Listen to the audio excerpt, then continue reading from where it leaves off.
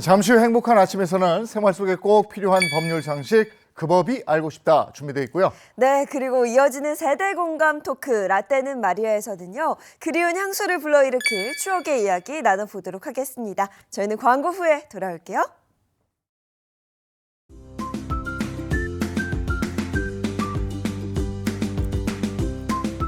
안녕하십니까. 행복한 아침 이재용입니다. 안녕하세요, 장예인입니다. 새로운 한 주가 시작됐습니다. 오늘은 1월 20일 월요일이고요. 차 가지고 어디 시내라도 나갈라 치면 그 주차하는 게 그냥 차 가지고 나갈 때부터 고민이 되시죠? 네. 주차난 때문에 아주 심각한데 거기다가 주차 빌런이라는 사람들 때문에 얼굴을 붉힐 때가 많습니다. 그런데 이분은요, 주차 빌런 때문에 소송을 당해서 이게 또 문제다 이러고 사연을 보내주셨는데 그 법이 알고 싶다 해서 같이 알아보겠습니다. 네, 그리고 요즘 MZ세대들은 전화나 문자로 소통하기보단 SNS DM으로 대화를 더 많이 나눈다고 합니다. 내 일거수일투족의 SNS에 전시되고 또 때로는 일기장처럼 사용되는 SNS. 과연 그때 그 시절에는 서로 어떻게 마음을 나누고 또 소통했을까요? 잠시 후 라떼는 마리아에서 짚어보도록 하겠습니다. 자, 월요일 행복한 아침 본격적으로 시작할게요.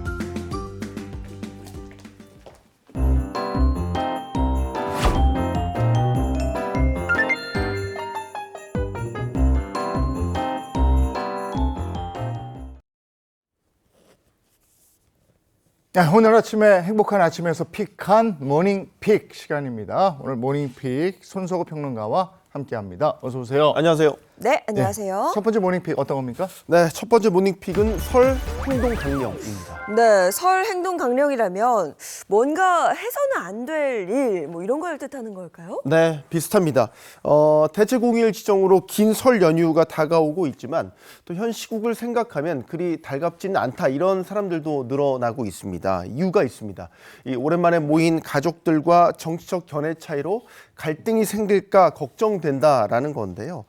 누리꾼들 사이에서는 가족들 모이면 뉴스 틀지 않기, 신문은 보이지 않는 곳으로 치우기와 같은 이번 설 행동 강령마저 공유되고 있습니다. 예전에는 모이면 금기시됐던 거, 너 대학은 잘 갔니? 뭐 취직은 했니? 결혼 언제 하니? 애는 언제 언제 낳니? 그렇죠. 뭐 네. 이런 거였는데 이제는 정치적인 성향을 드러내지 않는다 이렇게 되어 있습니다. 아, 참. 이런 게 그 각자 너무나 다르기 때문에 그 얘기하다 보면 싸울까봐 그러는 거죠. 네, 그렇죠. 한국 갤럽이요, 전국 만 18세 이상 남녀 1000명을 대상으로 조사한 결과가 있습니다. 이 탄핵에 대한 응답 차이였는데요. 탄핵에 찬성한다는 응답자는 서울과 인천, 경기에서 절반이 넘었지만 대구, 경북에서는 34%에 그친 것으로 나타났습니다. 또 연령대별로 큰 차이가 있었습니다. 18세에서 29세 또 30대와 같은 MZ세대들 사이에서는 각각 61%와 63%로 나타났는데 이들의 부목격인 60대와 70대 이상은 또 41%와 37%로 큰 격차가 났습니다. 이번 조사는 한국갤럽 자체 조사로 조사 기간은 1월 14일부터 16일까지 조사됐고요. 전국 18세 이상 남녀 1,001명을 대상으로 가상번호 무작위 추출 전화조사원 인터뷰 방법으로 실시됐습니다. 표본 오차는 95% 신뢰 수준에 플러스 마이너스 3.1%포인트, 응답률은 16.3%였습니다. 예, 뭔가 의견을 얘기할 때 네 얘기는 틀려 이러면 접점이 없습니다. 네. 너하고 나하고 의견이 달라 이래야 그 얘기를 들으면서 수렴을 하죠. 다름이 다툼이 되지 않도록 좀 노력을 서로 해야 되겠습니다. 자, 다음 픽은요. 네, 두 번째 모닝픽은 더는 못 버틴다입니다. 더는 못 버틴다. 이미 이거는 한계 상황까지 왔다는 뜻 아닙니까? 네, 그 정부가 대학들에게 등록금을 좀 동결해달라 이런 요청을 했다는 소식을 지난 시간에도 전해드린 바가 있는데요. 정부의 요청에도 불구하고 상당수 이 교육대학과 사립대학들이 재정난을 더 이상 버틸 수 없다라고 판단하면서 특히 지방사립대학들이 올해 학부 등록금을 줄줄이 인상할 전망입니다. 일부 사립대학은 5% 안팎으로 이미 인상을 결정했고요. 올릴지 말지를 고심 중인 나머지 대학들 역시 인상 쪽에 무게를 두면서 이달 안에 결정하겠다는 방침입니다. 네, 학령 인구 감소 등으로 사실 정말 많은 대학들이 오래전부터 재정난을 겪고 있었거든요. 네. 결국은 이제 올려야겠다 이렇게 결심을 한 모양이에요. 네, 맞습니다. 실제 한 통계에 따르면요, 국내 일반 대학 신입생 충원율은 2024년까지요, 20년째 100%를 밑돌고 있습니다. 신입생 충원율은 입학 정원 대비 입학차 수의 비율을 말하죠. 이게 100% 미만이라는 건 그에 들어온 신입생이 입학 정원에도 미치지 못했다는 의미입니다. 학령 인구의 꾸준한 감소세로 인해 앞으로도 이 100%에 도달할 수 있을지는 미지수입니다. 이렇게 신입생이 정원보다 적게 들어오고 또 자퇴생이나 휴학생이 늘어나게 되면 대학의 재정난을 부추기게 되는데요. 특히 사립대의 경우에는 등록금이 전체 수입의 절반가량을 차지하기 때문에 이 학생 감소는 경영 악화로 이어질 수밖에 없습니다. 특히 이런 문제는 지방대학에 더 심각한데요. 지방대학의 경우에는 2000년 이후에 이 폐교한 대학이 22곳에 달하는데 그중 20곳이요. 바로 이 지방대학에 해당이 됩니다. 이 지방대학이 폐교를 하게 되면 학교만의 문제가 아니라 인근의 상권도 죽고 청년 인구들이 또 그 지역을 이탈한다고 보면 되기 때문에 이건 또 지역 전체 경제 문제로도 비화될 수 있겠습니다. 이런 가운데 이른바 스카이라고 불리는 대학에서도 정시에서 등록을 포기한 인원이 1,500명을 넘었다. 이런 소식입니다. 네, 그렇습니다. 스카이 대학 하면 뭐 우리나라에서 가장 가기 힘든 높은 점수를 받는 학생들이 가는 대학으로 알려져 있지 않습니까? 서울대, 연세대, 고려대, 뭐 이른바 스카이 대학의 정시 모집 누적 등록 포기율이요. 전체 모집 인원의 36%에 달하는 것으로 나타났습니다. 특히 연세대 자연계 등록 포기율은 80%에 육박한 것으로 나타났습니다. 의대 쏠림 현상으로 연세대 자연계열에 합격한 뒤에 서울대나 타 대학 의대로 이동한 것으로 추정됐는데요. 정시 등록 포기 인원은 최초 합격자 발표부터 최종 발표까지 홈페이지를 통해 발표한 합격자 중에서 등록하지 않은 누적 인원을 의미합니다. 반면에 서울대 의대 정시 합격자는 전원 등록했고요. 연세대 의예과 일반 전형 12명, 또 고려대 의대 일반 전형 1명과 교과 우수 전형 2명은 등록을 포기했습니다. 이건 또 의대 안에서도 서울대 쏠림 현상이 심하다는 것을 또 보여주기도 합니다. 네, 특히 올해는 의대 모집 정원 확대로 중복 합격으로 인한 뭐 등록 포기나 추합이라고 하거든요. 추가 합격이 지난해보다 더 늘어날 수 있다고 하거든요. 네. 대학별로 좀 대비를 해야겠습니다. 네, 그렇죠. 각 대학은 이제 정시 충원 기간 동안에 홈페이지를 통해서 합격자를 발표를 하는데요. 오는 24일 고려대 일반 전형과 또 교과 우수 전형을 시작으로요. 다음 달 7일까지 서울대와 연세대 등 모든 대학이 정시 합격자를 발표하는 일정을 갖고 있습니다. 정시 모집이 끝난 뒤에 미충원 인원이 생기면 전화로 합격 통보를 하는데요. 올해는 이 역시 상당히 많을 것으로 예상됩니다. 추가 합격 수험생이 대학의 합격 전화를 일정 횟수 이상 받지 않게 되면요. 등록 의사가 없다고 판단을 해서 다음 예비번호 수험생들에게 넘어가는 경우도 있으니까 수험생들은 이 점에 꼭 유의하시기 바랍니다. 야, 이거 마지막까지 긴장의 끈을 놓지 않고 이게 잘 연락도 잘 받고 해야 되겠네요. 네, 중요합니다. 아, 예. 자, 다음 모닝픽은요. 네, 세 번째 모닝픽은 황금 연휴 들썩입니다. 네, 이번 27일이 이제 임시 공휴일로 지정이 되면서 사실 제 주변에도 보면 뭐 여행 떠난다 이런 사람들 굉장히 많거든요. 이것과 관련된 소식일 것 같습니다. 네, 맞습니다. 실제 이번 설 연휴 같은 경우는 직장인의 경우를 따져보면 임시 공휴일 27일로 지정이 돼 있죠. 그리고 31일 금요일에 연차를 하루 쓰게 될 경우 최장 이 9일 동안 연휴를 즐길 수 있게 됩니다. 이렇게 장기적으로 쉴 수 있는 연휴를 일명 황금 연휴라고 부르기도 하죠. 예년 같았으면 이런 황금 연휴에 해외여행 떠나겠다 이런 분들 많았겠지만 올해는 좀 사정이 다르다고 하는군요. 올 설에는 비용 부담 등을 이유로 해외가 아닌 국내 여행을 즐기겠다라는 분들이 많은 것으로 나타났습니다. 네. 침체됐던 내수 경기에 좀 활기가 돌 것 같아서 참 다행인데 어디로 그렇게들 간대요? 현재 이제 강원도의 경우에는 뭐 강릉이나 속초 이런 지역들이 인기가 많고요. 부산 같은 또 주요 관광지들의 호텔들이 설 연휴 기간에 예약률 100%를 기록을 하거나 만실이 예상된다라고 하고요. 서울 도심 호텔들 역시 예년과 같이 호캉스를 찾는 고객들의 예약이 차고 있습니다. 실제 지난해 설과 비교해서 객실당 이 평균 투숙 기간 역시 하루에서 이틀 정도 늘어나는 등 이 긴 연휴 동안 장기 여행을 즐기는 양상도 나타나고 있는데 여행사의 국내 상품 또한 수요가 높아서 한 여행사의 경우에는 하루 이틀 예약률이 지난해 같은 기간보다 25% 증가한 것으로 나타났습니다. 이 민간경제연구소의 분석 결과 임시 공휴일 경제 효과 한 4조 원 이상의 내수 진작 효과를 나타낸다라고 하는데 침체된 내수 경기에 좀 온기가 도는 계기가 됐으면 하는 바람입니다. 요즘 이런 분위기에서 제발 좀 활기 좀 되찾았으면 하는 바람이고요. 또 네. 하나는 설 연휴가 길어지면서 힘들어하시는 분들이 있거든요. 이런 분들에 대한 생각도 놓치면 안 될 것 같습니다. 다음 픽은요? 네, 네 번째 모닝픽은 달달한 세액공제가 되겠습니다. 네, 달달한 세액공제라 듣던 중 반가운 소식인데요. 네. 얼마나 달달하기에 네. 이렇게 세액공제가 달달하다라는 표현까지 썼을까요? 네, 신혼부부와 관련된 공제 부분입니다. 세액공제라는 게 이제 결정된 세금에서 이제 그 일부를 차감해주는 제도를 이야기하지 않습니까? 과세 표준을 차감해주는 소득공제와는 조금 다른 개념인데 아무래도 신혼부부는 상대적으로 수입이 소득이 좀 적은 편이기 때문에 소득공제보다는 세액공제가 유리한 편입니다. 최근에 이제 결혼한 신혼부부들이 좀 눈여겨 보셔야 되는데 지난해 즉 2024년부터 2026년까지 혼인신고한 부부는 최대 100만 원까지 세액공제를 받을 수 있는 혼인 세액공제가 신설됐습니다. 이게 3년간 한시 적용되는 거고요. 초혼이나 재혼 다 상관없습니다. 대신 공제를 받기 위해서는 혼인신고가 필수고요. 혼인신고한 연도에 배우자와 각자 50만 원씩 생애 한 번에 세액공제를 받을 수 있는 제도가 되겠습니다. 또 이건 상식에 해당되는 부분이긴 한데 결혼을 준비하시다 보면 보통 예식장 비용이나 또 살림 마련하는 지출이 많이 들지 않습니까? 네. 이때는 지출이 평소보다 이제 많아지는 구조를 갖게 되기 때문에 신용카드 등 소득공제 한도를 채울 것으로 예상된다면 총 급여가 높은 배우자에게 그 명의로 지출을 하는 게 혜택이 커진다고 볼 수 있겠습니다. 그러니까 미리 계획을 짜서 지출을 어느 쪽으로 몰아줄지를 미리 협의를 하시는 게 중요할 것 같고요.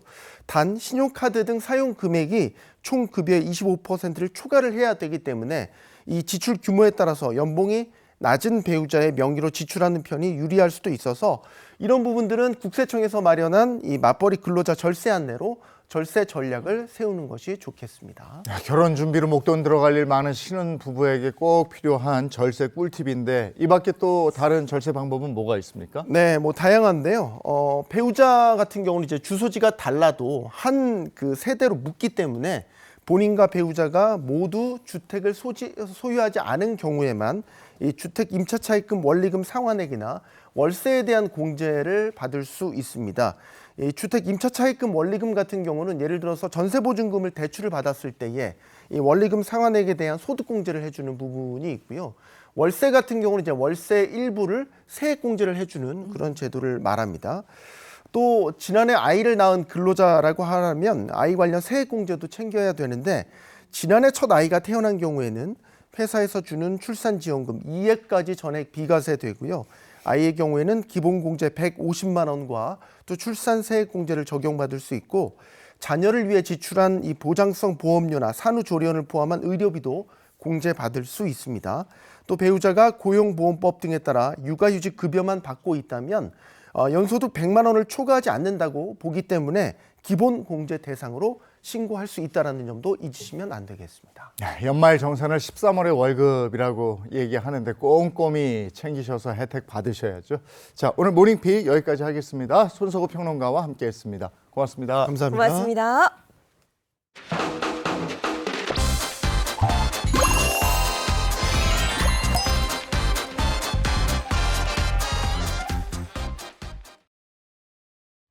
최신 기업 소식, 더 핫한 경제 시간입니다. 방송인 박수림 씨 그리고 자동차 전문 기자 장진택 기자와 함께합니다. 어서 오세요. 반갑습니다. 반갑습니다. 네, 반갑습니다. 네, 2025년 교육부가 교육 격차 해소를 위한 튼튼한 사다리를 만들기 위해서 기회의 사다리가 되는 교육 실현을 목표로 내세웠는데 네. 그 관련 소식 준비되어 있다고요? 네, 그렇습니다.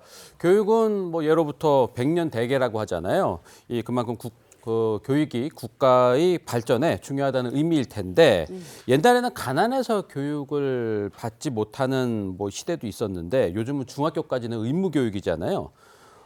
근데 이제 뭐 그 중학교까지는 다 졸업을 해야 되는데 하지만 여전히 경제적 뭐 지역적인 그 격차 뭐 이런 다양한 이유 때문에 균등한 교육의 기회를 받지 못하는 그런 사람들이 아직도 있긴 합니다. 네, 특히 뭐 농어촌 지역이나 저소득층 가정의 우리 학생들, 아이들은 학교나 학원의 문제를 많이 겪고 있습니다. 그러니까 교육을 제대로 받고 싶은데 제대로 받지 못하니까 더 나아가서는 사회적 불평등을 심화시키는 요소로 작용하죠. 그래서 준비했습니다. 교육 격차를 해소하기 위해서 미래 인재 양성에 힘쏟는 기업들입니다. 네, 그럼 과연 어떤 기업들이 미래 인재 양성에 힘을 쏟고 있을까요? 네, 먼저 국내 ICT 전문 기업인 C사는요, 정보기술 전문성을 활용한 이 소프트웨어 교육을 통해서 학생들의 지역 교육 격차 해소에 앞장서고 있습니다. 2015년부터 국내 IT 소외 지역의 아동과 청소년에게 소프트웨어 코딩 교육을 무상으로 제공하는 재능 기부형 사회공헌 프로그램을 운영하고 있는데 수도권 지역 소외계층 중학생을 대상으로 교육을 시작해서 현재는 여성과 다문화 청소년, IT 교육 사각지대에 거주하는 전국 각지의 청소년들까지 교육의 범위를 확대했습니다. 자, 2024년까지 13,000명 이상의 학생이 이 창의 캠프 교육을 받았다고 합니다. 네, IT 교육을 통해서 이 교육 격차를 해소하는 기업은 또 있는데요. 네. 디지털 전환 전문 기업 L사는 2017년부터 8년간 국내 초중고 학생들을 대상으로 최신 DX 교육을 교육 프로그램을 운영하고 있는데 해당 요 프로그램은 AI 로봇 그리고 첨단 산업 분야 차세대 전문가를 양성하기 위한 사회공헌 프로그램이에요. L사는 이 프로그램을 통해서 2024년까지 약 300여 개 학교 그리고 2만 3천여 명의 청소년에게 지속적으로 DX 교육을 제공하고 있습니다. 자, L사는요, 매년 초중고 학생들의 수준에 맞춰서 다양한 교육 주제를 준비하고 있습니다. 그러니까 중학생의 경우에는 감정을 인식하는 AI 챗봇을 제작하기도 했고요. 고등학생의 경우에는 약 8개월간 AI, 빅데이터, 코딩에 대한 교육과 AI 로봇 장착 프로젝트, 향후 또 DX 전문 인력으로 성장할 수 있도록 멘토링을 제공하기도 했습니다. 사실 이런 코딩을 비롯한 IT 관련 교육들이 미래의 창의적인 인재를 만들어내기 위한 꼭 필요한 교육들이잖아요. 네. 네네. 우리 기업들이 나서고 있는데 디지털 교육을 통해서 인재 양성에 힘쓰는 또 다른 기업은 어떤 곳이 있어요? 자, 또 다른 기업은 국내 제강업체 P사는요, 다양한 장애인 지원 사업을 펼치면서 장애인의 그 자립과 삶의 질 향상에 힘을 보태고 있습니다. 이 사업의 일환으로 청장년 장애인 코딩 교육을 펼치고요. 또 구로 디지털 훈련센터 협업해서 디지털 시대에 적합한 4차 산업형 장애인 디지털 인재를 키우고 장애인 취업 기회를 확대하는 이 사업은 올해로 5기째를 맞이하면서 수료생 60명을 배출했다고 합니다. 네, 이들은 3박 4일 워크숍을 포함해서 총 28주에 해당하는 교육과정을 이수했는데요. 인공지능, 빅데이터 분석과정 그리고 비즈니스 기초실무 그리고 또 자기 PR 스피치 등의 교육과정을 통해서 업무를 습득했고 그 결과 은행 관공서를 비롯한 국내 중견기업, 공공기관 등의 취업에 성공했다고 합니다. 네, 그런가 하면 교육이나 문화적 혜택이 닿기 힘든 그 농어촌 마을의 경우에는요. 네. 단순히 책을 빌려주는 거에 그치지 않고 네네. 도서관을 지어주기도 한다면서요. 그렇습니다. 자, 이 지역 도서관은요, 마을 축제와 교육 프로그램을 진행하면서 마을 사람들에게 다양한 문화 서비스를 제공하기도 합니다. 자, 이 때문에 많은 기업들은요, 농어촌이나 소외 지역이 도서관을 짓는 사회공헌 프로그램을 운영하고 있는데 종합에너지 전문 업체인 S사는요. 지리적 여건으로 교육 사각지대에 놓인 그 농어촌 아이들을 위해서 도서관을 짓고 있습니다. 2024년 12월 전북 고창에 도서관을 열었고요. 충북 옥천, 경북 예천 등 전국 읍면 소재지 15곳의 도서관을 개관합니다. 여성의 사회적 진출을 돕기 위해서 교육적인 지원을 아끼지 않는 기업도 있다면서요? 네네. 국내 화장품 제조업 L사는요, 여성과 청소년, 노인을 중점 지원 대상으로 정하고 전략적인 사회공헌 활동을 추진 중입니다. 특히 뷰티 크리에이터로 새로운 삶을 꿈꾸는 그 경력 보유 여성과 라이브 커머스 전문가를 꿈꾸는 취업 준비생들을 위해서 인플루언서 육성 프로그램을 지난 2018년부터 운영하고 있습니다. 지금까지 150여 명의 졸업생이 이 과정과 연계해서 사회 진출에 성공했다고 합니다. 또 엘사는 또 여성 장애인의 일상생활에 필요한 보조기기를 지원하고 사회 참여를 돕고 있는데요. 이들에게 이동용, 학습 업무용, 그리고 육아용, 건강관리용 등 일상생활 전반에 필요한 보조기기를 지원하는데 1인 최대 500만 원 안팎으로 수량과 품목에 제한 없이 활용 목적에 맞춰서 자유롭게 신청해서 사용할 수 있다고 합니다. 교육은 백년지 대계다. 우리 많이 듣잖아요. 맞아요. 그리고 사람에게 투자하는 것이 진정 미래에 투자하는 것이다. 기업이 나서고 있습니다. 오늘 기업 관련 소식은 여기까지고요. 이번엔 우리 주변에서 일어나는 사건 사고를 법의 관점으로 풀어봅니다. 그 법이 알고 싶다.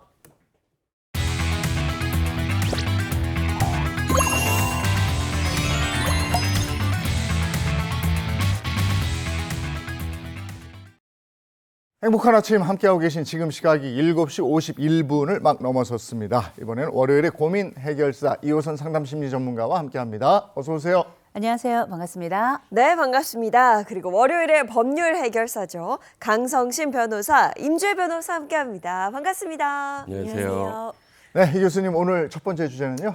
야, 오늘 함께할 주제, 오늘 적반하장이 오늘 핵심 주제입니다. 그 첫 번째 주제는 요새 여러분들 차 가지고 나오시면 이런 생각 드시죠? 아, 공간이 권력이구나. 맞아요. 주차할 때도 별로 없지만 주차비는 또 너무 비싸고 그런 와중에 아무데나 불법 주차하시는 분들 가끔 우리가 보게 돼요. 또 적반하장식으로 보이는 차주들도 만나게 되는데 이번에 주차 빌런, 일명 주차 악당이라고 할 수 있는 사람들 그 이야기를 잠깐 해보자 합니다. 그래서 첫 번째 사연, 바로 이 주차 빌런들 때문에 곤경에 처했다라고 하는 분의 이야기인데 오늘 주제 바로 이겁니다. 주차 위반 딱지 붙였더니 고소당했어요. 자세한 사연은 꽁트로 먼저 만나보겠습니다. 저는 응급실 주차장에서 관리 요원으로 근무하고 있습니다. 아시겠지만 병원 응급실은 위급한 환자를 실은 구급차도 많이 오고요. 환자 보호자들의 방문 차량으로 정신이 없는 곳이죠. 그래서 통행에 방해가 되는 차량을 관리 감독할 의무가 있는 제 역할이 매우 중요합니다. 그날도 여지없이 주차 관리를 하던 날이었습니다. 아, 누가 여기다가 차를 세워둔 거야. 아, 참나. 시동도 안 끄고. 가만히 있어봐. 아, 전화번호가. 네, 여보세요? 예. 안녕하세요. 저 네. 1004 차주 되시는 분이시죠? 네, 맞습니다. 예. 아이, 네. 차를 이렇게 응급실 승강장 앞에 세워두시면 어떡합니까? 이래요. 지금 이 차 때문에 응급실에서 승강기 사용을 못 하고 있어요. 아유, 어서 근데 차 좀 빼주세요. 저기 좀 바쁘니까 저 진료 좀 받아야 되니까요. 그거 그냥 아저씨가 직접 좀 빼세요. 아이, 그게 무슨 소리예요? 제가 그쪽 차를 왜 옮겨요? 말이 되는 소리를 하세요. 아이고, 안 될 게 뭐 있어요. 그냥 승강기 사용 못해서 문제 생기면은 그냥 뭐 다 그냥 제가 책임질 테니까. 어머. 저 지금 진료 들어가니까요. 바빠서 제가 먼저 끊을게요. 죄송해요. 아, 여보세요. 여보세요. 아니, 적반하장이 이럴 때 쓰는 말일까요? 남자에게 제 차 차량을 옮겨달라고 전화도 해보고 또 문자도 보내봤지만 남자에게 끝내 연락은 오지 않았습니다. 결국 전 그 차에 주차 위반 스티커를 붙였는데요. 문제는 그 다음에 벌어졌습니다. 아, 예, 여보세요. 네, 그 이재용 씨 되시죠? 아, 예, 제가 이재용인데요. 그 여기 행복동 경찰서인데요. 재물손괴죄 혐의로 고소가 들어와서 그 조사받으러 나오시라고 제가 전화드렸습니다. 예? 재물 손괴요? 아니, 이게 무슨 소리야? 제가 누구 재물을 망가뜨렸다는 거예요? 그 얼마 전에 그 행복병원 주차장에서 그 차량 한 대 주차 위반 스티커 그거 붙이셨죠? 그 차주분께서 차량이 망가졌다고 고소를 하셨네요. 에? 뭐라고요? 아니, 세상에 이렇게 억울한 일이 또 있을까요? 불법 주차한 차량은 뻔뻔하게 주차 위반 스티커로 자신의 차량이 손상됐다면서 재물 손괴죄로 저를 고소했다는 겁니다. 제가 있는 병원에서도 차주를 업무 방해 혐의로 고소했지만 도무지 억울하고 분통이 터져서 살 수가 없습니다. 제가 정말 재물 손괴로 처벌받게 될까요? 저는 이제 어쩌면 좋습니까? 진짜. 야, 이거 진짜 적반하장인데. 응급실이 있네. 어떻게 된 얘기예요? 자, 일이 어떻게 됐는가? 이 사연은 한 온라인 커뮤니티에 올라온 사연인데요. 이 병원의 주차 관리였던 이 A 씨가 올린 사연입니다. 근무를 하는데 지하 주차장 응급실 전용 그 승강장이 있었어요. 그 승강장 앞쪽으로 한 SUV 차량이 주차를 떡하니 하고 있는데 삐딱하게 된 데다가 빼라고 전화를 해도 전화를 잘 받지도 않아요. 심지어 전화를 해서 연락을 했더니 신속히 좀 빼주시기 바랍니다. 그랬더니 이분이 내가 지금 진료 대기 중이니까 직접 옮겨라. 또 승강장 사용 못해서 생긴 문제 내가 다 책임지겠다. 이렇게 이야기를 하면서 이 전화를 끊어버립니다. 네. 근데 이제 남의 차를 건드리는 게 쉽지 않잖아요. 그래서 A 씨가 본인 차를 빼라고 요청을 했지만 B 씨가 차량을 옮기지 않고 전화도 안 받으니 A 씨가 결국은 주차 위반 스티커를 붙인 겁니다. 그랬더니 차주가 이 부착한 것에 불만을 품고 재물손괴 혐의로 그렇게 경찰에 고소를 했고요. 그러니까 어떻게 병원 측도 이 B 씨를 업무 방해 혐의로 쌍방 고소를 하게 된 거예요. 아이고. 아니, 응급실 전용 주차장. 아니, 응급실 그 엘리베이터 앞에 주차를 한다는 거 이거 상식적. 저거 처벌해야 되는 거 아니에요? 그러니까. 아니, 어쨌든 이렇게 해서 그 차를 댔어요. 근데 응급실 환자들이 이동을 못 하게 됐는데 여기에다가 이거 주차 딱지를 붙였다고 해서 재물손괴죄로 처벌을 받게 될까? 아, 나는 이거 주차한 사람이 처벌받아야 된다고 생각하고 의견을 묻겠습니다. 재물손괴죄가 적용이 된다고 생각하면 O, 이건 말이 안 된다, 아니다라고 생각하면 X 이렇게 해주시면 되겠습니다. 하나, 둘, 셋, 들어주세요. 당연히 X죠. 저도 X. 이건 네, 당연히 X죠. X. 장 기자님 이건 이러시면 안 됩니다. 오를 드셨어요? 왜 그래요? 왜 오해요? 제가 이게 왜 오해야 진짜? 왜? 네, 제가 뭐 자동차 관련해서는 제가 자동차 전문 기자 아닙니까? 네, 그래서 이건 제가 전문가라고. 그래서요. 네, 그래서 제가 전문가적으로 한번 말씀드려요, 제가. 네, 네. 그래 주세요. 전문가분 나오셨는데. 아니, 얘기해봐 왜? 예, 이게 차의 털끝 하나라도 뭐 이러면은 일단 성립은 될 수 있어요. 이게 처벌이라든가 이런 거는 그 추후의 문제겠지만 성립은 될 수가 있다라는 거에서 법이 이렇다. 아, 이렇다면 진짜 이건 말이 안 되는데. 네. 그러니까요. 근데 내가 그 다수의 경험에 의해서 제가 이렇게 말씀드리는 거예요. 스티커 많이 붙여봤군요. 네. 예, 스티커 아니, 응급 붙였다. 엘리베이터 바로 앞에 세웠는데. 그럼요. 그리고 한번 빼달라고 얘기를 했잖아요. 네. 근데 안 뺀 거 자기가 다 아니에요. 책임지겠다고 하고 그냥 끊어버리고. 그럼요. 아니 그리고 자동차에는 털이 없어요. 아예. 털끝도 건드린다 뭐 이런 얘기했는데 제일 중요한 건 말씀하신 대로 아니 여기가 지금 위급한 상황에 누구든지 들어가서 빨리 진료를 받을 수 있도록 일부러 설치한 공간이잖아요. 그렇죠. 그곳에 앞에다 차를 세워놓고 빼지도 않는다. 거기다가 본인이 뭐 뭐든지 다 책임진다. 본인이 어떻게 책임질 건데요? 그럼요. 이거는 무조건 X예요. 네, 자 유일하게 오르든 그 자동차 전문 기자 명예가 달려 있는 자 그런 말씀 좀 질문입니다. 잘해주세요. 변호인단. 네, 이거 중요합니다. 뭡니다. 결과는 정답은요? XX. X죠. 그렇죠. 더블 X야, 더블 X. 법은 살아있어. 아유, 다행이다. 자, 그러면 차근차근 한번 알아볼게요. 요즘에 이런 불법 주차 사건들이 꽤 되죠? 그럼요. 사실 주차난은 어제 오늘 일은 아닙니다. 국민신문고에 접수된 불법 주차 관련 민원도 정말 해마다 가파르게 증가하고 있는데요. 실제 2016년도에 처음 100만 건을 넘어선 이후에요. 2023년 전체 신고 건수가 무려 300만 건을 넘어섰고요. 작년 9월까지 293만 명으로 집계가 되었으니까 아마 현재는 300만 건을 훌쩍 넘을 것으로 예상이 됩니다. 불법 주차 민원이요. 전국에서 매일 10,000건 이상 꾸준히 발생하고 있는 셈이죠. 네. 사실 이 불법 주정차는 뭐 여러 가지 불편을 유발하는 뭐 단골 메뉴인데 아까 사연에서는 또 응급실 승강기 승강기 앞에다가 차를 대놨잖아요. 떡하니. 굉장히 심각한 사안이잖아요. 이거 하면 안 되는데. 심각하죠. 심각합니다. 아니, 재무손괴라는 이거 별개라니까요. 처벌이 이걸 잘했다는 게 아니라 내가. 처벌이 가능할 수가 있어요. 왜냐면은 이 현행 응급 의료법에 따르면은 이 구급차의 어떤 응급 환자 구조나 이송이나 응급 처치나 이런 진료 같은 거를 방해를 했을 경우에는 5년 이하의 징역이나 5천만 원 이하의 벌금형에 처해질 수가 있고, 그리고 도로교통법에서도 이 소방차나 구급차 등 이렇게 긴급하게 나아가야 되는 그런 차들의 통행에 지장을 줄 경우에는 20만 원 이하의 과태료 처분이 부과될 수도 있습니다. 그럼 이번에는 재물손괴죄 부분. 두 분 다 재물손괴죄에 해당되지 않는다 이러셨는데 그 이유는요? 일단은 이 재물 손괴죄가 뭔고 하니 일단 타인의 재물을 손괴하거나 은닉하는 방법으로 그 물건의 효용을 해야 돼요. 효용성을 해야 되거든요. 근데 이제 주차 스티커를 붙이는 그 자체가 이 자동차의 본질적 효용을 해야 하는 행위냐라고 본다면 제가 의문점이 있다는 거죠. 왜냐하면 이 자동차의 본질적 효용은 어쨌든 운행이라고 볼 수가 맞아요. 있잖아요. 근데 주차 스티커를 붙였다고 해서 자동차 운행이 안 된다. 그런 건 아니지 않습니까? 맞아요. 그래서 본질적인 효용을 해왔다고 보기는 좀 어렵고 이 일상적인 방법에서 우리가 주차 스티커를 붙였을 때는 사실 그게 제거제로 지우면 쉽게 제거가 되는 경우가 대부분이에요. 맞아요. 그래서 그게 제거가 된다면은 또 이 재물에 손괴를 했다, 재물이 손괴가 되었다 이렇게 보기는 조금 어렵기 때문에 그렇죠. 재물 손괴가 성립되기는 조금 어려워 보이고 아까 장 기자님 말씀하신 것처럼 설사 이 재물 손괴죄가 성립할 여지가 있다 손 치더라도 사실 저 사연 보십시오. 이거는 분명히 응급실의 어떤 통행을 원활하게 하기 위한 공익적 목적에서 부착한 게 명백하지 않습니까? 네. 그래서 이런 행위는 정당행위라고 해서 정당행위는 일단 위법성이 인정이 되더라도 그 범죄가 인정이 된다 손 치더라도 위법성을 인정하지 않는다라고 보아서 재물손괴죄가 성립한다 그건 조금 어려울 것 같아요. 근데 차를 누가 긁거나 이렇게 스크래치를 냈다 그러면 그게 재물손괴가 될 수도 있잖아요. 근데 스티커를 붙였어. 근데 그걸 띄다 보면 끈끈이가 붙어서 이게 되게 짜증나거든요.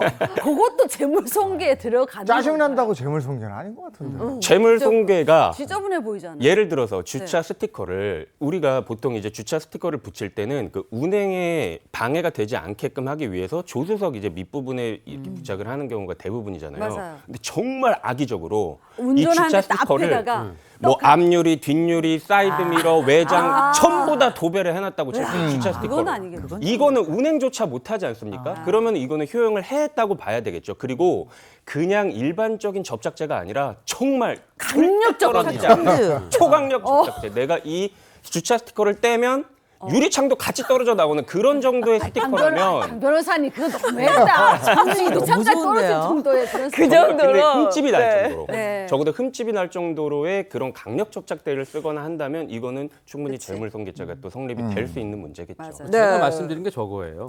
제가 말씀드린 스티커 떼다가 유리창까지 그러니까요. 떨어져 나간다. 유리창까지 떨어져 나갈 정도. 그건 좀 문제가 있다. 그래서 네. 재물손괴죄에 해당할 수 있다라고 말씀해 주신 거고 이 외에도 좀 있을 것 같은데요. 어떤 경우에? 일단 재물손괴에 해당하려고 하려면요 4가지 요건이 필요합니다. 먼저 남의 물건, 타인성이 있어야 돼요. 그리고 재물, 어떤 물체, 자동차라던가 가방이라던가 어떤 물건을 대상으로 해야 되고요. 그리고 손괴 행위, 뭔가 망가뜨리는 행위가 있어야 됩니다. 마지막으로 손괴를 하려고 한 고의가 있어야 되는데요. 좀 쉽게 예를 들어보자면 제가 장진택 기자님이 아끼는 자동차 옆을 가방을 메고 지나가다가 가방 장식에 자동차가 긁힌 겁니다. 고의가 없었어요. 이럼 제가 재물손괴죄로 처벌이 되는 것은 아니지만 지금 차량에다 흠집을 낸 건 분명하잖아요. 맞아요. 민사상 손해배상 책임은 부담하게 되겠죠. 이 재물손괴가 사실 인류적으로 판단하기 어려운 측면이 있습니다. 제가 한번 문제를 내볼 테니까 한번 잘 들어봐 주세요. 네네. 한 사람이 원래 공터에다가 본인이 굴삭길에 주차해 놓는 그런 공간이 있었습니다. 네. 그런데 한 승용차가 그런 부분을 모르고 그리고 당연히 누구나 주차를 할 수 있는 것이니까 그 자리에 주차를 딱 했죠. 그랬더니 원래 굴삭길에 주차해 놓던 사람이 내 자리인데 왜 여기다가 누가 주차해 놨지? 화가 나서 그 차량 앞은 콘크리트 구조물로 막아두고요. 그 차 뒤쪽에는 굴삭기에 부품을 놔서 정말 차를 말 그대로 옴싹달싹 못하게 해둔 거예요. 경찰을 부르기도 했지만 차를 뺄 방법이 없어서 이 굴삭기 기사가 올 때까지 18시간 동안 이 차량은 그 자리에 그대로 있었어야 됐는데 과연 이 경우에 재물손괴에 해당할까요? 해당하지 않을까요? 이거 재물손괴죠. 재물손괴가 아니고 이거는 내 시간 손괴 아닙니까? 저는 될 수 있을 것 같아요. 그래요. 바로 들으신 거예요. 오. 아니 굴삭기 거죠. 전용 주차장이었어요? 그건 아니, 아니라면 그건 없지. 그건 그건 아니잖아요. 근데 차를 그대로 못 빠져나오겠지. 그 차를 망가뜨린 건 아니니까 재물 손괴는 안 아니, 들어가요. 내 시간 손괴라니까. 심리 쓰지 못하게 한. 심리 손괴. 네, 심리 손괴. 심리 손괴. 차가 제 역할을 심리 못하게 손괴. 해줬잖아요. 네. 맞습니다. 그런데 재물 손괴에서 이 손괴라는 부분을 좀 이해할 필요가 있는데 만약 망가뜨렸다. 이거 손괴 맞겠죠. 그런데 법에서 말하는 손괴는 원래의 목적, 원래의 효용으로 사용하지 못하게 하는 경우를 우리가 손괴가 되었다 표현하거든요. 자동차의 원래의 목적은 운행이잖아요. 운행을 해야 그렇죠. 되는데. 움직일 수 있는 상태, 시동을 켜면 바로 탁 나갈 수 있는 상태가 자동차의 운행인데 못하겠습니까? 앞뒤를 꼼짝달싹 못하게 막아두었으니 원래의 목적을 달성하지 못한 상태로 두었다 해서 재물 손괴가 인정이 되었고요. 실제로 이 사건이 대법원까지 갔습니다. 아이고. 대법원에서 50만 원 벌금형이 선고된 바가 있었습니다. 아이고. 아, 그렇구나. 50만 원이에요? 대법원에서. 그것 때문에 18시간. 18시간에 대한 18시간 차 못 썼는데. 시간 손괴. 네. 그리고 그거 하느라고 변호사 비용 들었잖아. 야, 이건 뭐, 정말. 알겠습니다. 불법 주차, 나 잠깐 괜찮겠지? 다른 사람한테는 엄청난 피해가 갈 수 있습니다. 한번 더 생각해 보셔야죠. 자, 다음 얘기 나눠볼까요? 네, 두 번째입니다. 이번에 또 적반하장 시리즈 나왔는데요. 네. 이 두 번째 사연은 자식들을 외국으로 떠나 보내고 한평생 이 아이들 뒷바라지 열심히 한 가장의 억울한 사연입니다. 바로 사연은 이건데요.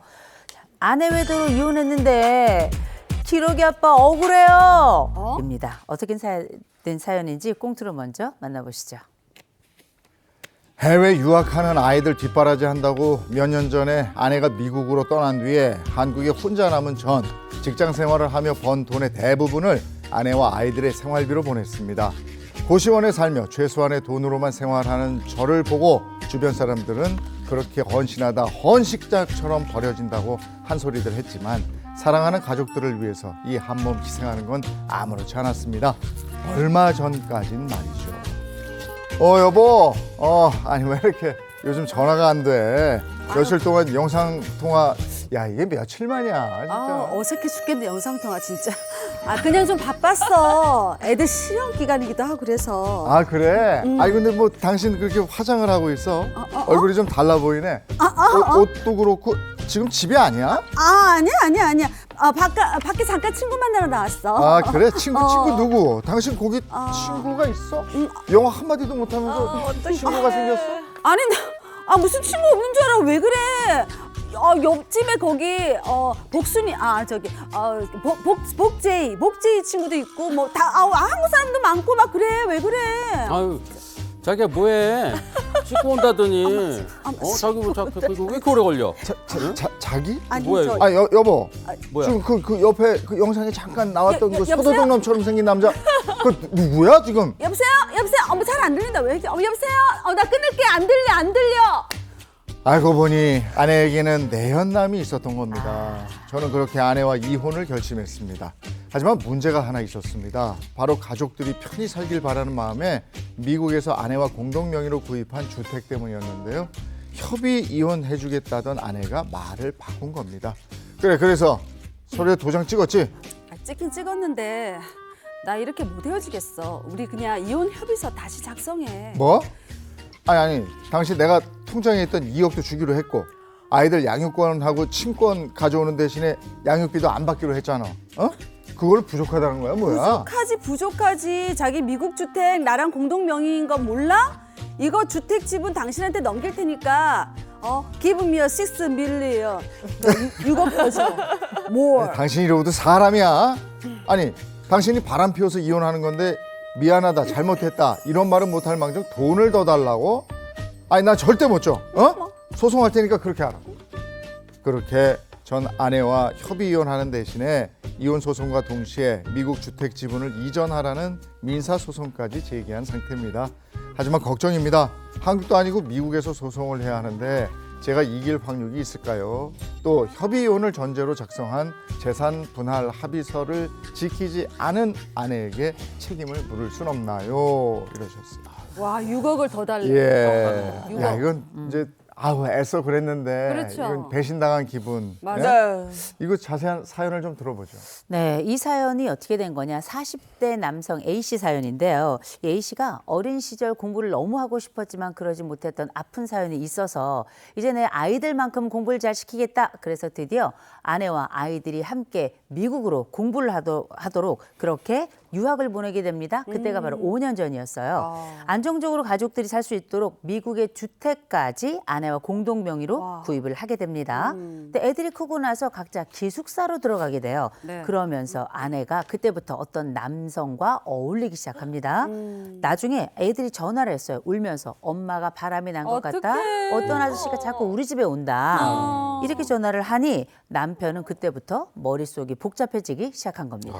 자식들 뒷바라지 한 5년 하려면 유학 보내고 이러면 진짜 돈 많이 들거든요. 근데 그렇게 돈을 보냈는데 아내는 미국 가서 바람을 피웠다. 진짜 바람 피운 거 맞아요, 근데? 안타깝게도 정말 아내는 다른 남자와 바람을 피웠습니다. 아유. 바람을 피우고 나서 이혼을 이제 결정하게 되는데 3가지 조건을 걸게 돼요. 그 첫 번째 조건이 뭐였느냐? 아이들의 친권과 양육권은 아버지로 정한다. 두 번째, 아내에게 양육비를 청구하지 않는다. 그리고 세 번째, 아내는 계좌에 있는 2억을 갖되 미국 주택 지분을 양도한다. 이 3가지에 이 아내도 이혼 협의서에 도장을 찍고 인감증명서까지 첨부한 다음에 협의이혼을 신청하게 됩니다. 그렇게 잘 마무리되나 싶던 어느 날 갑자기 아내가 돈을 더 달라고 이혼 합의서의 변경을 신청하게 돼요. 그랬더니 남편이 싫다 이렇게 거부를 합니다. 이혼 소송에 대해서 아내가 새로운 시작을 걸게 되는데 그게 바로 뭐냐.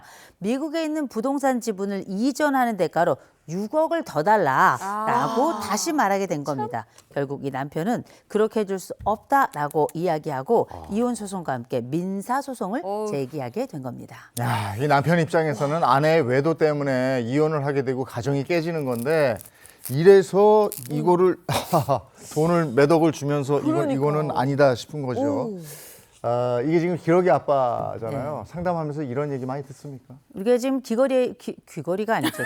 기러기죠. 기러기 아빠를 전문적으로는 분리 비동거 가족이라고 부릅니다. 떨어져 있고 같이 동거하지 않는 가족이다 이렇게 부르는데 이런 분리 비동거 가족, 일명 기러기 아빠들의 사연은 진짜 아프고 또 아플 수밖에 없어요. 한때 어마어마하게 조기 유학을 많이 보냈고 맞아요. 이때 배우자들과 함께 아이들은 떠나가고 아버지는 집도 이미 다 새 주거나 아니면 팔고 본인은 굉장히 작은 집에 살던 이런 경우들이 많았는데 한 집이 아빠가 애들이랑 애 엄마랑 같이 캐나다로 보내고요. 이 아빠는 고시원에서 지냈습니다. 그런데 이 고시원에서 지내니까 6년을 지냈어요. 이 갔던 아이들도 꽤 커가고 아내가 있었는데 어느 순간부터 본격적으로 연락이 안 되기 시작했고요. 나중에 얘기를 들어보니 옆집에 미국의 친절한 남성이 캐나다로 또 이 함께 아이들을 데리고 왔다가 애들은 커서 나가 보내고 이 미국 남성이 캐나다에 그냥 남게 된 겁니다. 이 캐나다에 있었던 미국 남성하고 정분이 난 거예요. 그리고 나서 아이들에게 이제 너희에게 새로운 아빠가 생겼다고 하면서 이 남자도 이혼을 하고 이 여인도 이혼을 한 다음에 이 두 사람이 캐나다에서 같이 살기로 약속을 한 거예요. 그런데 중요한 건 이 한국에 남아있는 이 기러기 아빠에게 남은 게 아무것도 없는 상황이지 않았습니까? 이 기러기 아빠가 자살 시도를 한 거예요. 아주 극단적 시도를 하면서 고통 속에 우울증에 살아가고 술로 인생을 살아가다 결국 상담 현장에 왔는데 이분이 이야기하는 겁니다. 나는 내 아이들과 함께 살 생각에 모든 것을 다 포기하고 내 인생 모든 것을 다 내놨다. 이제 나에겐 아무것도 남은 것이 없으니 나에겐 이제 끝만 남았다. 이리 말씀하시는 분을 2년 반을 상담을 해서 이 남편 다시 살아났고요. 이 아내하고는 이혼을 하고 아이들은 이 엄마 놔비두고 아빠에게 와서 이 취업 잘하고 나서 아버지하고 같이 생활하고 있습니다. 근데 이게 너무 고통스러운 상황이라는 거 비슷한 상황을 경험을 하신 분들은 아마 너무나 잘 아실 겁니다. 네. 너무 가슴 아픈 사연을 또 들었는데 그렇다면 다시 저희가 전해드린 그 사연으로 돌아가서 일단 남편과 아내는 협의 이혼을 전제로 합의서를 작성한 것으로 보이거든요. 근데 여기에는 재산 분할 역시 좀 합의가 된 걸로 보입니다. 이게 효력이 있을까요? 일단 이 사건에서는 일단 합의를 해놓고 네. 아니 왜 갑자기 말이 바뀌냐, 왜 돈을 더 달라고 하느냐, 이제 이런 부분이잖아요. 그래서 맞아요. 남편분께서는 아 그런 건 무효다, 다시 얘기하는 건 안 돼, 이렇게 주장을 하시고 싶으실 텐데 사실 이 부분은 처음에 약정을 했을 때 협의 이혼할 것을 조건으로, 네. 그러니까 전제로 이렇게 재판으로 안 가고 우리가 이렇게 나누자라고 약정을 하신 거예요. 그러니까는 협의혼이 전제로 조건으로 설정을 해놓은 게 만약에 그 조건이 성취되지 않는다면, 네네. 그러니까 협의 이혼으로 가지 않는다면, 결국에 재판상 이혼으로 간다면 이전에 했었던 합의는 효력이 없어요. 네네. 그래서 재판상 이혼으로 가면 뭐 이제 기여도나 이런 걸 따져가지고 재산정을 하게 될 텐데, 저도 이런 비슷한 사건 하면서 예를 들어서 정말 그 상대방의 외도로 인해서 되게 힘든 부분이 있고, 그리고 재산 분할을 하는 데 있어서 이 사연과 마찬가지로 재판상 이혼으로 가가지고 다시 산정할 것 같으면 차라리 위자료 약정 같은 거를 좀 해두시는 게 좋아요. 위자료 작정 같은 걸 해두시면은 그게 설사 그 협의 이혼이 아니라 재판상 이혼으로 가더라도 충분히 이게 재판부에서 그런 각서 같은 걸 쓴 거를 고려를 할 수가 있거든요. 네. 그래서 이런 부분도 좀 추가적으로 참고를 해두셨으면 좋겠습니다. 네. 협의를 한다고 하더라도 이혼까지 완성이 돼야 이게 그 협의가 효력이 있는 것이고, 네. 아니면 만약에 이제 소송으로 간다면 여기서가 미국에 있는 그 아파트의 지분 문제인데, 이분의 또 한 가지 고민이 미국에서 소송을 해야 되는데 나는 한국에 있고, 이 경우에 그러네. 어떡합니까? 이거예요. 사실 이런 경우가 종종 발생할 수 있습니다. 이혼을 하면 결국 재산 분할 같은 부분이 또 수반되게 되는데, 외국에 있는 재산, 외국에 있는 부동산, 이런 부분은요, 사실 재산 분할의 대상이 됨은 분명하지만 실제로 이런 부분을 가져오려면 직접 해외에 나가서 소송을 해야 되는 경우가 대부분입니다. 일단 혼인 기간 중에 같이 형성한 재산이기 때문에 이 해당 미국에 있는 부동산도 재산의 분할이 되는 부분은 맞습니다. 그렇기 때문에 이것까지 더해서 재산을 나누는 게 공평하고 합리적인데, 지금 우리 사연처럼 아내가 이 공동명의 지분 반 못 넘기겠다, 돈을 더 달라, 이렇게 버티고 있는 상황이면 현실적으로 우리 법원에서 해줄 수 있는 게 없는 거죠. 부동산 같은 경우는 사실 공시제도, 뭐 등기부 등본 이런 부분들이 함께 살펴봐야 되니까 그 부동산 소재지가 있는 그 국가의 법원이 관할권을 갖는 것이 일반적입니다. 이런 부분을 감안하면 이 지분을 가져오는 소송 자체를 국내에서는 해결 방법이 없는 거죠. 현실적으로 이런 경우에 상대방이 외국에 있는 재산을 처분하지 않고 버티고 있는 상황이라면 국내에 있는 그 사람의 다른 재산을 압류함으로써 최대한 압박해서 그 부동산을 처분해서 현금으로 넘기도록 하는 방안이 국내에서 제기할 수 있는 좀 현실적인 수단인 것 같습니다. 근데 지금 아내가 미국에 있단 말이에요. 그럼 어쨌든 외도로 이혼을 하는데 손해배상 청구 뭐 이런 거, 위자료 청구, 이거 미국에서 해야 되는 거예요? 한국에서 못하는 거 아닌가요? 부동산이랑 좀 다를 것 같아요. 그 위자료 청구나 뭐 이런 재산 분할, 뭐 부동산 빼고 나머지 네. 부분 같은 경우에는 뭐 보험이 있다라든지 그러면 이제 그런 거는 금전 배상을 청구를 하는 거기 때문에 뭐 미국에서 뭐 등기부 등본 뭐 이런 거는 사실 문제가 되지 않을 거기 때문에 우리가 우리나라 법원에다가 소송을 제기를 할 수가 있고 문제가 없을 것 같습니다. 그리고 우리가 그 소도둑놈이랑 미국에서 바람이 났는데 장 기자님은 한국인이잖아요. 네. 그러면 설사 이 사람이 미국에 있다고 하더라도 한국인과 이런 정분이 난 거라면 그 상간남에 대한 위자료 청구 소송도 제기를 하실 수가 있어요. 그게 미국에 있어도 왜 한국인이고 하니까. 근데 이제 문제는, 실질적 문제는 그런 게 있을 수는 있어요. 그 소장을 송달을 하는데 저번에도 저희 한번 다뤘지만 이게 송달 자체가 조금 어려울 수 있는 문제는 있을 수 있지만 그 부분을 차치하고서라도 금전 청구는 분명히 하실 수가 있습니다. 알겠습니다. 오늘 그 법이 알고 싶다 여기까지 하겠습니다. 두 분 변호사님 고맙습니다. 고맙습니다.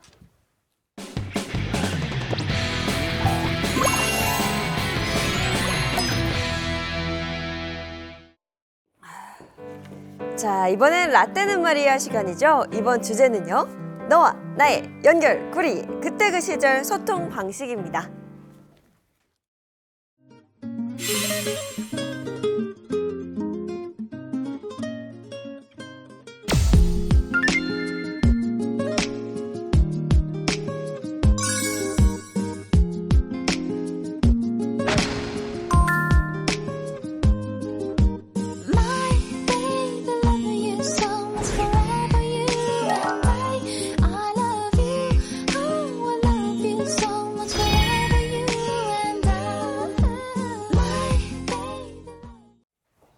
네, 뭐 요즘 다들 SNS는 필수다 이런 이야기들을 하는데요. 맞아요. 특히 MZ 세대들 사이에서 SNS는 일기장이 되기도 하고요. 맞아요. 친구들과의 그런 소통의 장이 되기도 합니다. 제가 뭐 알기로는 여기 계신 분들 다 SNS 하시는 걸로 알고 있거든요. 어떻게 하고 계시는지 그 팔로워가 좀 궁금하기도 합니다. 뭘 팔로우를 또 얘기하래. 그러니까 이게 뭐 이렇게 뭐 쫓아다니는 사람 뭐 이런 거잖아요. 그죠? 저는 이제 2개를 하고 있는데 그 합치니까 그래도 한 7천 명 정도 합치면 오. 나도 합치면 뭐 한 만 명 오, 정도 네. 합치면 네. 떼놓으면 한 4천 명 정도 되고. 이거 합쳐야죠, 이거는. 이거 합쳐? 아유, 합쳐야죠. 그럼 장 기자님도 합쳐봐. 오빠 다 소소하시네요. 뭐? 장 기자 많던데. 저는 합치면은 막 뭐 40만도 넘어갈 거 같아요. 나 세상에. 아, 그 네. 너튜브가 있어요. 뭐 이런 아, 거 저는 이게 땡 세잖아요. 그게. 너가 하는 거 너튜브. 많구만. 자동차 전문이잖아. 실버 버튼 이런 거 받아보셨어요? 뭔 버튼? 이게 있어요. 예. 잘하는 사람들은 버튼 누르면 또 저기 난 그냥 직원이 오시거든. 우리는 존재가 실버예요. 알았어요. 통과. 네. 장 기자님 너무 잘하셔서 통과. 아유, 예. 아니 근데 우리 패널분들은 처음에 이제 SNS 어떻게 시작하게 되신 거예요? 그냥 우연히 시작하게 됐는데 사실 이제 교수들 같은 경우는 요새 학생들하고도 그렇고 여러 모임을 할 때도 그렇고 다 SNS 없이는 불가능합니다. 맞아요. 더군다나 이제 제가 숭실사이버대에 있는데 저희 같은 경우에는 워낙에 비대면으로 워낙에 많이 하기 때문에 맞아요. 소통 자체도 SNS로 많이 해요.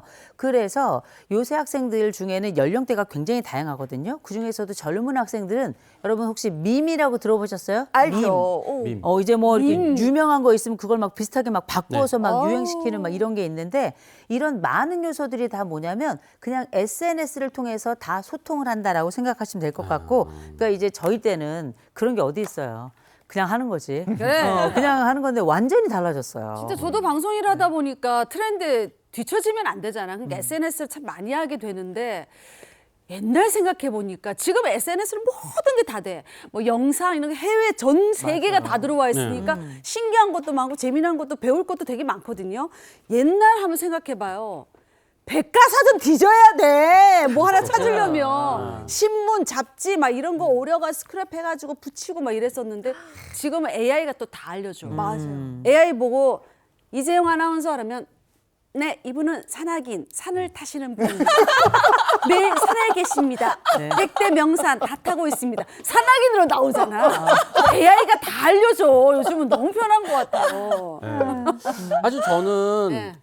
이 SNS로 들어간 게 그렇게 좀 제가 원해서 들어갔다기보다 저는 원래 잡지사 기자였었고 원래 이렇게 다 그 글쟁이였잖아요. 예, 아날로그 세대인데 제 아들이 유튜브를 해야 된다고 네. 아빠 같은 컨텐츠 만드는 사람들은 유튜브를 해야 된다 그래가지고 사실 이 유튜브 채널을 아들이 만들어 놓은 거예요. 너튜브. 네, 그래서 그거를 이제 제가 이어가다 보니까 지금 여기까지 온 거죠. 아니 근데 많은 분들이 SNS를 본인의 일기처럼 활용하시는 분들이 많아요. 그림 일기지. 그러니까 사진 맞아요. 찍어서 거기다 올리고. 저도 맞아요. 그렇게 하고 있는데 근데 예전에 이게 다 휴대폰으로 이루어지잖아요. 그렇죠. 예전에 휴대폰이 없던 시절에는 어떻게 살았나 싶을 정도로.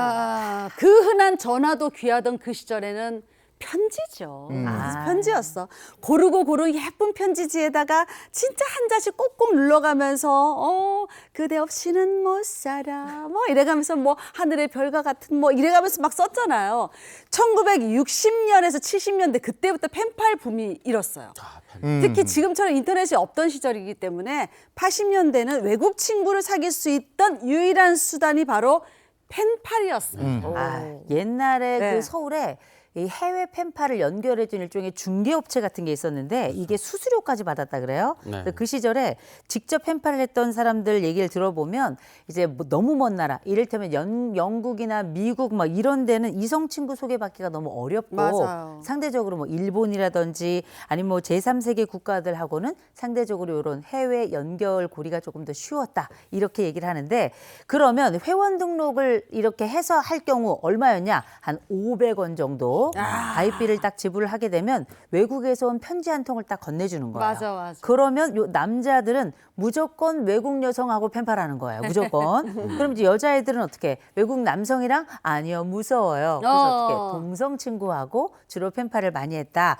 그러면 어느 정도였냐 한 절반 정도는 그렇게 했다 그러는데 저도 옛날에 그 해외에 있는 분들하고 펜팔 한번 했었거든요. 영어 많이 늘었습니다. 네. 맞아. 근데 뭐 이때 그 영어 실력이 다들 그냥 뭐 고만고만하고 그래, 뭐 다 그렇지, 중학교 그렇죠. 영어 막 이런 거잖아요. I'm a boy, you are a girl. 예. 뭐. 그래서 이 펜팔 회사에서 이 영문 편지 양식, 그냥 샘플, 요거를 따로 주기도 했어요. 그래서 그거에 맞춰서 그 안에 이제 이름만 바꿔가지고 이렇게 맞다. 뭐 쓰는 식이었죠. 그래서 뭐 Dear My Friend 언제나 이렇게 시작하고, 그리고 My Name is 장진택. 그걸 또 진택장으로 쓰느냐, 장진택으로 쓰느냐 이것도 논란이었어. 맞아. 그리고 I'm Korean, I'm a student. 저기 발음 좀 스튜던트가 아니야. 스튜던트. 하여튼 요 네 줄 정도는 일단 쓰고 네, 맞아. 한 두 줄 정도는 써야 되는데 맞아. 요게 안 되면 그냥 네 줄로 보내기도 하고 막 이랬었죠. 근데 이렇게 해서 이제 그때는 팝송이나 펜팔을 통해서 영어 실력을 늘리는 친구들도 많이 있었는데 네. 이런 펜팔이 기계가 등장하면서 이제 조금 이제 어색해지는 거죠. 그 휴대폰이 상용화되기 전에 X세대, 저희 X세대잖아요. 아이콘이라고 할 수 있는 무선 호출기 바로 삐삐가 있었잖아요. 야, 삐삐. 이 삐삐가 1958년 처음 상용화됐지만 국내에서는 1982년 12월에 처음 개시됐습니다. 이 중 우리가 흔히 알고 있는 전화번호로 표시 방식의 그 무선 호출기는 1986년에 본격적으로 시작이 됐어요. 근데 95년에는 가입자가 무려 800만 명을 돌파하면서 세계에서 네 번째로 많을 만큼 열기가 뜨거웠던 거죠. 옛날에 다들 기억하실 겁니다. 카페 가잖아요. 네. 그럼 거기 종업원이 피켓을 이렇게 들고 다녀요. 맞아. 삐삐 호출하신 분, 맞아. 자 삐삐 호출하신 분 하고 부릅니다. 그러면 이제 삐삐 호출 왔다 그러면 어떻게 해요? 공중전화 부스로 막 달려갑니다. 그럼 줄이 쫙 서 있잖아요. 맞아. 저도 늘 그렇게 연애를 했던 것 같습니다. 좋아. 그리고 나중에는 이 음성 사서함 서비스까지 있었잖아요. 그래서 뭐 연락이 안 된다 그러면은 음성 메시지로 줄서 있는 거 봐. 음성 남기면은 그거를 이제 공중전화 가서 이것도 봤어야 됐었구나. 네.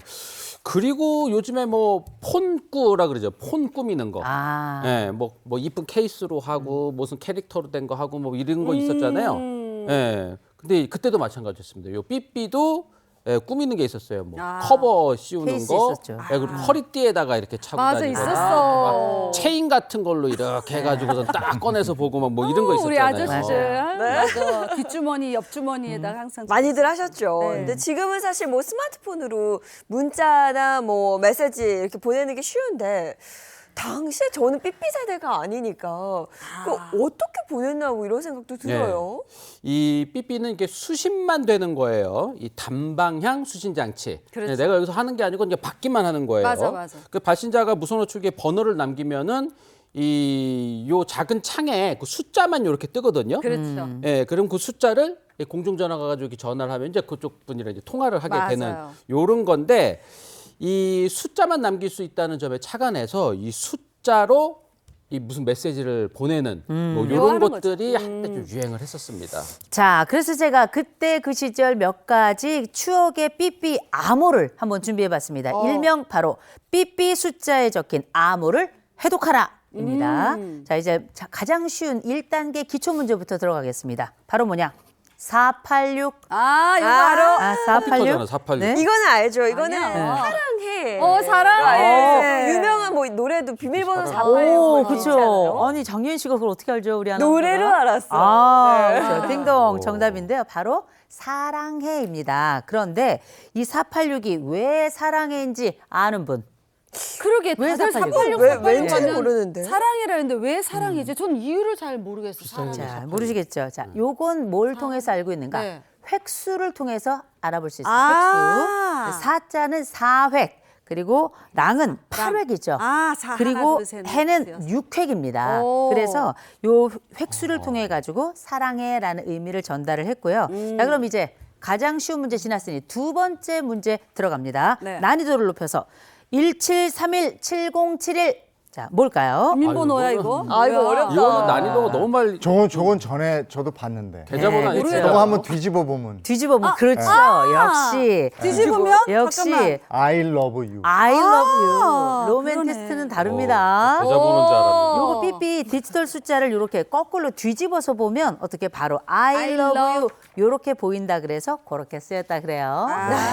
지금은 뭐 이모티콘이 워낙 또 잘 되어 있어서 이모티콘으로 내 감정을 표현하고 상대에게 전달하기도 하는데 지금은 정말 그때는 지금과 달리 암호를 이렇게 숫자들을 만들어서 마음을 표현하기도 하고 그걸로 소통을 하기도 했군요. 정말 아이디어가 넘치는 그런 시대였던 것 같아요. 맞아요. 되게 그러면서 이제 본격적으로 PC가 보급이 되기 시작하면서 1990년대 중반쯤부터 네.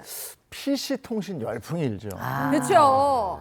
한국에서 우리 주소 얘기하면 www.kco.k야 막 이러잖아요. www. 이 인터넷 서비스가 본격화된 게 1995년입니다. 근데 인터넷을 쓰지 않던 1990년대 초반에도 이 PC 네트워크를 이용한 정보 교환 서비스가 있었어요. 자, 이른바 하이텔, 뭐 천리안, 나우누리 뭐 이런 대표되는 그 PC 통신이 그건데 이 PC 통신에서 가장 인기 있었던 건 바로 채팅입니다. 예. 이거 그때 아마 기억하실 겁니다. 이게 전화망을 통해 가지고 인터넷에 접속하던 시절이어 가지고 전화요금 폭탄 엄청났었는데 그때 당시 전화요금이 평균 1, 2만 원 선이었는데 우리 집의 자식들이 그 자식들이 몰래 PC 통신하느라고 전화요금이 20만 원을 훌쩍 넘게 됐어요. 야. 아유, 야, 니 어제 뭐 했노? 니 어제 또 채팅했지? 막 이러잖아요. 네. 진짜 스매시 팍! 진택이니 채팅했지? 막 이거 아니야? 저도 뭐 이렇게 등짝도 맞고 저희 어머니가 집으로 계속 전화를 했는데 계속 통화 중인 거예요. 그래서 집으로 어디 가시다가 다시 집으로 돌아오시기도 하고 막 그래서 또 등짝 맞고. 아유, 많이 네. 맞았어. 근데 이때는 이게 진짜 이럴 수밖에 없는 게 네. 이 인터넷 스피드가 워낙 느려가지고 뭐 하나 하려고 그러면은 맞아요. 그냥 뭐 몇십 분씩 그냥 가거든요. 예, 이게 뭐 제 잘못이 아니라 느려서 인터넷 속도가 느려가지고 네, 그래서 이랬던 거. 근데 이게 대학교 그 컴퓨터 실습실에도 그랬고 또 직장에도 컴퓨터 데스크탑들이 있었으니까 네. 거기에 앉아가지고 그 왜 파란 창이 뜬단 말이에요. 맞아요. 네, 그래서 하는 일을 안 하고 실습을 안 하고 파란 창에서 채팅하던 그런 친구들이 있었죠. 이 시기 PC통신 이용하던 제 또래 그 친구들은 진짜 이 추억이 많아요. 친구랑 대화도 이걸로 하고 다양한 정보도 교환하고 각종 게시판에 그 자신의 생각을 표현할 수 있기 때문에 고민 상담, 뭐 인생 조언 이런 거 구하는 사람들도 많았어요. 이 때문에 PC통신은요 그야말로 젊은 층들 사이에서 폭발적인 인기를 누렸습니다. 대표적인 통신 서비스인 하이텔의 경우에는 서비스 1년 만인 1993년 가입자 수가 10만 명을 돌파했습니다. 그러니까 전성기인 1996년에는 100만 명의 가입자를 유치하기도 했습니다. 대단합니다. 3년 만에 네. 100배였죠. 이렇게 사용자가 많다 보니까 드디어 이 온라인 게시판을 중심으로 해서 인터넷 동호회 시대가 열리게 됩니다. 와. 가장 대표적이었던 게 바로 뭐냐? 개호동 게임 오락 동호회 그리고 개호동. 자동차 동호회 달구지 네. 또 아마추어 무협 소설 그 동호회였던 무림동도 있었고요. 무림동. 영화 매니아들 성지였던 영퀴방 이런 것들도 가장 대표적인 온라인으로 통해서 만들어진 네. 동호회였죠. 제가 요 달구지부터 제가 뭐 이렇게 시작을 하긴 했었는데. 자동차 동호회? 달구지. 네. 근데 저도 그때 뭐 무림동 뭐 여기서 뭐 소설 같은 것도 많이 봤는데 그때 나왔던 작가분들 있어요. 뭐 드래곤 라자 이용도 작가, 네, 그리고 테마록으로 유명한 이유혁 작가 다 이때 나오신 분들이에요. 네, 그렇군요. 그때 그 시절 이야기 이렇게 나눠보다 보면 정말 시간 가는 줄 모르고 이야기를 하게 되는 것 같습니다. 근데 이제 이 PC통신이 문을 닫은 게 이게 불과 얼마 안 됐다고 들었거든요. 그렇습니다. 네. PC통신은 24년 10월 말 모든 서비스를 종료를 했어요. 이 소식 들으면 아직도 PC통신이 있었어? 뭐 이렇게 놀라는 분들도 계실 텐데 PC통신 3대장 중 하나였던 하이텔이 2007년 나우누리는 2012년 문을 닫았지만 천리안 운영사는 서비스를 계속해 왔어요. 네. 근데 10월 30일자로 공식 서비스를 종료했다고 합니다. 네, 이렇게 뭐 서비스를 종료한 추억의 소통 공간도 있지만 반대로 이제 새롭게 문을 연 그런 사이트도 있었잖아요. 자, 관련해서 이야기 좀 나눠보고 싶은데 제가 알고 있는 게 바로 싸이월땡으로 맞아, 알고 맞아. 있습니다. 이게 한창 유행일 때 도토리 한 모쯤은 주워보신 분들도 굉장히 많으실 텐데요. 그렇죠. 지금은 뭐 인스땡, 뭐 카땡이 있다면 2000년대에는 이 싸이월땡이 있었습니다. 그렇죠. 미니홈피 다들 한 번씩 해보셨을 거예요. 아. 일단 방 꾸미기가 있었고요. 그때는 그렇게 일촌이 많았어요. 일촌 찾기 뭐 하면서 뭐 싸이페인, 뭐 싸이홀릭 이런 말까지 생길 정도로 그야말로 뭐 폭발적인 인기를 노렸습니다. 특히 그 사이버 머니라고 하죠. 그렇죠. 도토리. 네. 이게 놀라지 마세요. 하루 매출이요 1억 5천만 원을 넘길 정도로 정말 대단했었다고 그래서 합니다. 할머니들이 도토리 주로 다니시는구나. 아이고. 아이고.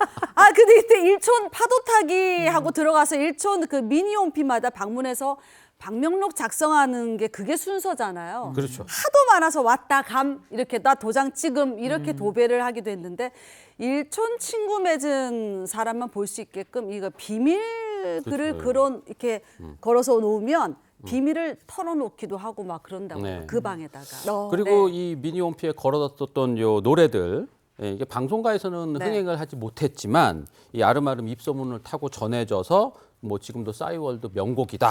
뭐 이런 플레이리스트 이런 것들도 좀 돌아다니고요.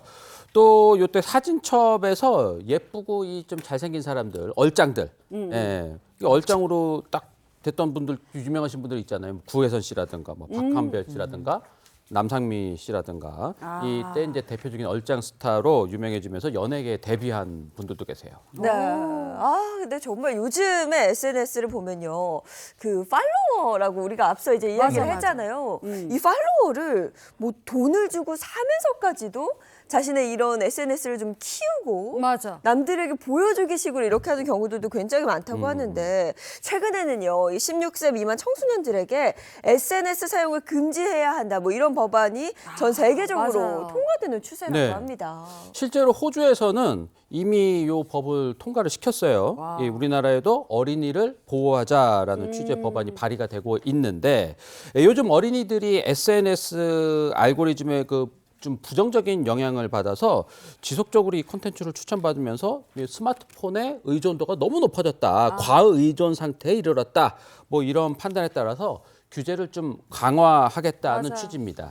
그러니까 우리가 이제 소통이 있지만 소통을 하진 않는다 이런 얘기들이 나오는 건데 요즘 애들 이제 얘기하는 걸 좀 들어보면 가만 보세요. 자기 것만 올리고 다른 사람들에겐 반응하지 않거든요. 그러니까 우리가 흔히 생각했던 이 쌍방이 오히려 일방으로 가는 이런 양태를 보이는데 그럼 도대체 왜 그런가 보면 이 친구들이 하고 싶은 말만 하고 그냥 자기에 대한 일방적인 상태 알림 정도만 하고 그냥 자기 일기장처럼 쓰고 그냥 사진첩처럼 쓰고 추억장처럼 쓰고 이렇다 보니까 엄밀히 말하자면 소통의 장이라기보다 자랑의 장이다. 이렇게 맞아요. 얘기해야 될 것 같아요. 요즘 애들 낭만이 없어, 사회성이 부족해 이런 말씀하시면서 TV가 사람을 바보 만든다. 옛날에는 그랬었는데 지금은 이 SNS가 아이들을 망친다 이렇게 얘기 나올 수도 있거든요. 그렇게 말씀들 많이 하시는데 이게 대상이 TV에서 이게 스마트폰과 SNS로 옮겨간 게 아닌가 이런 생각도 좀 들긴 들더라고요. 네.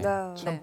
요즘 애들은 그 밖에 나가서 노는 시간이 부족하고 학원 많이 갔다 오면 부족하죠. 또 오밤중이고 하니까요. 네. 오밤중에 서로 컴퓨터 앞에 앉아서 숙제를 서로 해가면서 왜 예전에 집집이 다니면서 공부하고 이랬던 상 하나 펴놓고 머리 맞대고 이제 그게 아니에요. 이게 줌으로 각자 연결해서 집에서. 각자 집에서 그거 가지고 진짜 한 2시간씩 막 놀더라고요.